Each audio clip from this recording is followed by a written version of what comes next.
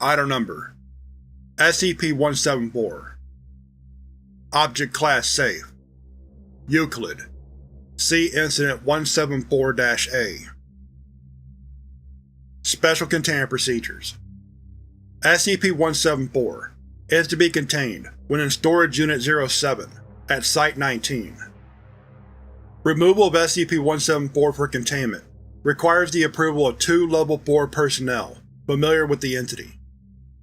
It is preferable to use personnel with high psychic resistance scale scores when interacting with SCP-174. All personnel in contact with SCP-174 are to undergo psychological evaluation. Those who display obsessive or protective tendencies towards the item are to be treated with Class B amnestics and monitored for 72 hours. Addendum to Containment Procedures 2000. Following Incident 174-A, SCP-174 and the main chamber of Storage Unit 07 are to be monitored at all times via video surveillance. Abnormal activity must be reported to Dr. immediately. Furthermore, a GPS tracking device is to be installed at SCP-174 in order to expedite recovery should the item translocate outside of Foundation custody. Description: SCP-174 is a wooden ventriloquial figure measuring 53 cm from head to toe, with somewhat ragged clothing and slight damage to several sections. Judging by the item's style and state of repair, it dates from the early 20th century. The eyes and mouth of SCP-174 can be manipulated by means of a mechanism inside the figure. When viewed in peripheral vision, subjects report an occasion that SCP-174 is looking directly at them, with an expression of longing or sadness. When subjects look directly at SCP-174, this anomalous expression is not visible. Viewing SCP-174 indirectly, such as in a mirror or a live video feed, appears to increase the likelihood of this effect manifesting itself. Personnel in the vicinity of SCP-174 report a general feeling of sadness or sympathy directed towards the figure, but cannot explain any reason for these feelings. Prolonged exposure can lead to personnel personifying the figure to greater extents. Those with particularly low psychic resistance scale scores will, in some cases, begin to act as if SCP-174 were a living being, such as cradling it as if it were a baby. When informed of their abnormal behavior, all personnel revert to standard behavior patterns for at least several minutes. Subjects who place SCP-174 in their hand report an urge to converse with it. When questioned, they frequently report that the figure is lonely and needs companionship. The subject will also begin speaking for SCP-174 and manipulating its expression. When speaking for the figure, the subject's voice will take on a higher-pitched, childlike tone. Recordings taken with high-sensitivity microphones have determined that at no point does the figure itself actually speak or make any discernible noise. Regardless of the subject's experience, the act will be almost perfect. The conversation will quickly move towards a discussion of the figure's emotional state, particularly in relation to its past, in most cases leading to the retelling by the figure of a story of how it was abandoned or mistreated. No one story has ever been repeated, and therefore which, if any, is true is unknown. Researchers have theorized that SCP-174 may have low-level telepathic abilities, as each story seems to be based around a theme that will have particular resonance with the current subject. Past this point, subjects will show great affection for SCP-174, and will attempt to protect it from people who come too close or try to interact with it, in some cases with deadly force.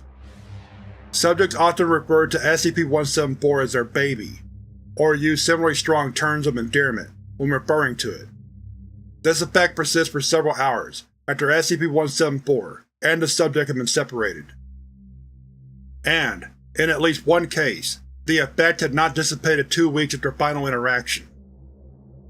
Whether the effect would have ever lessened is unknown, as the subject in question was terminated, owing to lack of compelling reason for further study.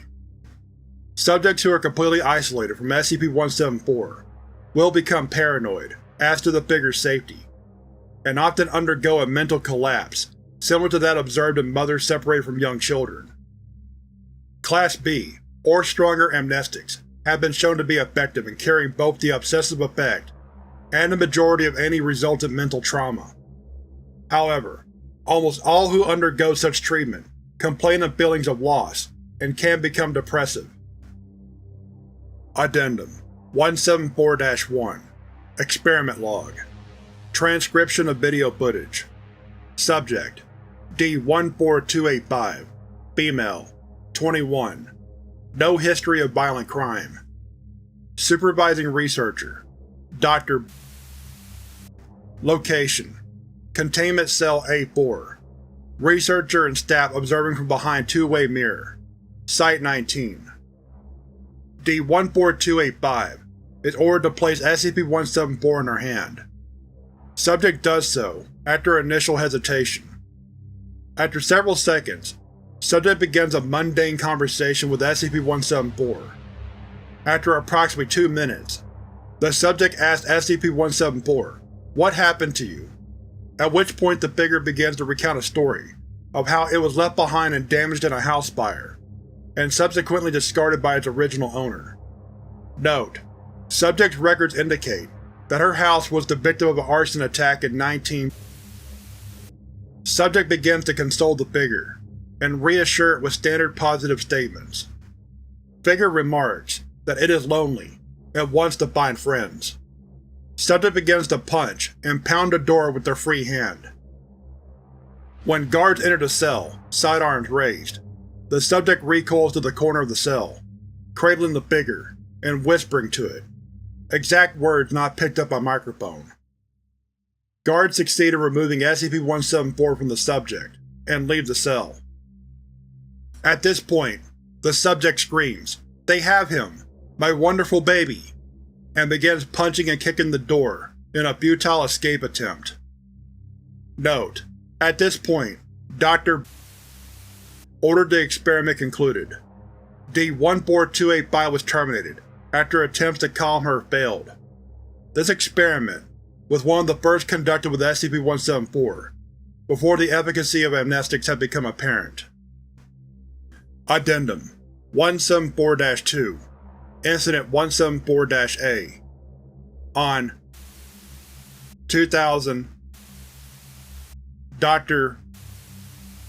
entered Storage Unit 07 to find SCP-174 sitting on the floor, next to his containment unit, looking directly at the main entrance door.